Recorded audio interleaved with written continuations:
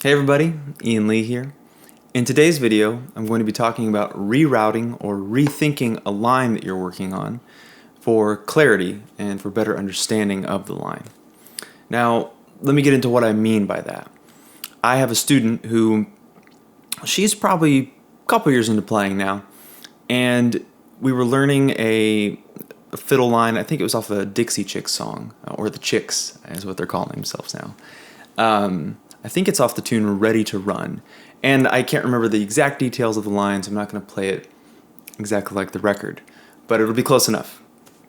Now, she's only a couple years in, so, there's still so many things to learn about bowing mechanics and fingering and intonation. There's a lot going on with the violin at any given moment. There's a lot to kind of contemplate and to be aware of as you grow and learn on the instrument. So, it's a pretty simple line, all things considered, and it goes something like this. I believe this is it. Yeah, that's it.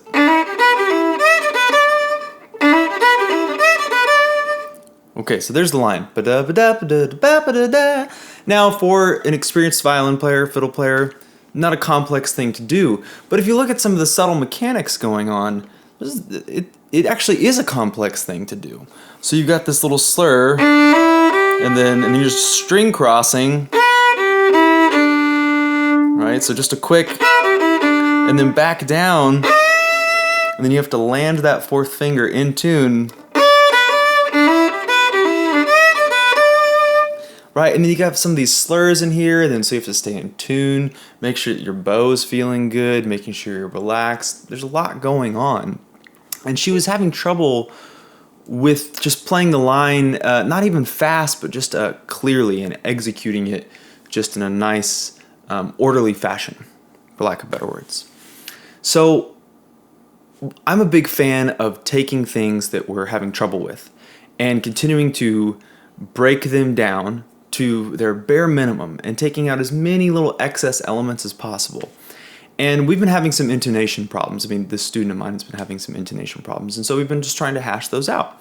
So I decided, okay, you know what? Let's turn this more into like a scale. So you're using the exact same notes and you're playing them in the exact same order, but you're playing it more direct, not so behind the beat, not with some of the fiddly swing feel that we can get in there. And you're going...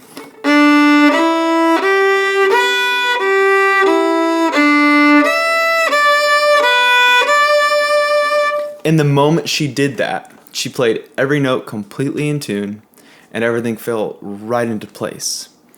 And this was a very exciting moment for me because I'm really stressing to my students frequently, hey, don't be afraid to pull back, slow everything down, and play the line without any of the extra fat, if you will. Like, let's trim it up a little bit.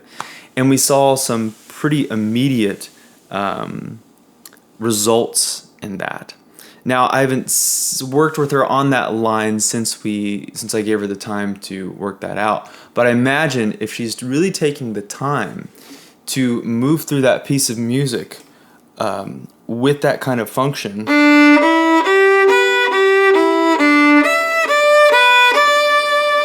then you could start adding some of those little elements back in. So maybe you start with the first slur, right?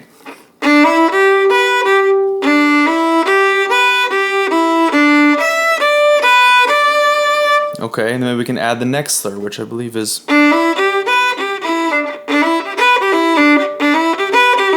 right there.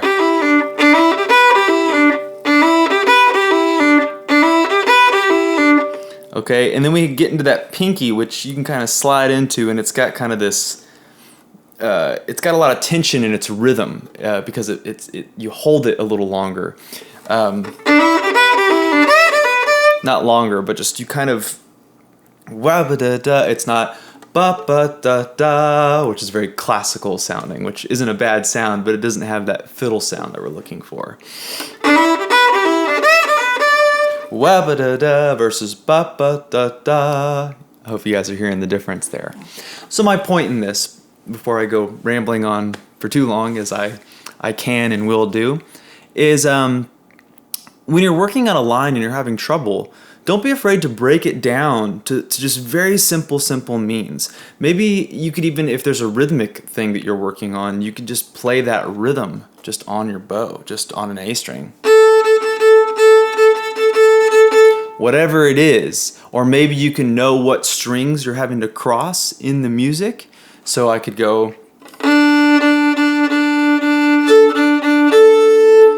and that's just a made up example, but just something in that moment, you could just isolate just the rhythm. You can isolate just the notes. Play the notes like you're just playing a scale. You're just warming up. Get your intonation. Because a lot of the times what can happen is your fingers really don't know where they're trying to go. You think that you've got the line, but when you play it slow, you can't play it. And if you can't play what you're trying to play slowly, like 60, 50 beats per minute, then you don't have the line down. And you don't actually have it as deeply ingrained into your muscle memory as you think you have it. So, and this doesn't have to be like a month-long process or something. Doing something like this for a few practice sessions can change everything. And depending on your level of ability, it could just be 10 minutes of doing something like this. So, as per usual, don't be afraid to slow down, take your time, look at what you're doing, and don't be in a rush. Music always adds up to itself. It's kind of a funny statement, but it's true.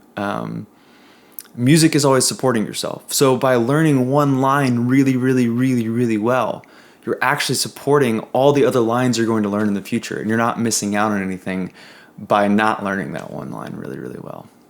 All right, y'all. Thank you so much for your time. As always, love to you and all you strive for. You can follow me on Instagram. Don't forget to like, subscribe, and share. And I'll see y'all next time.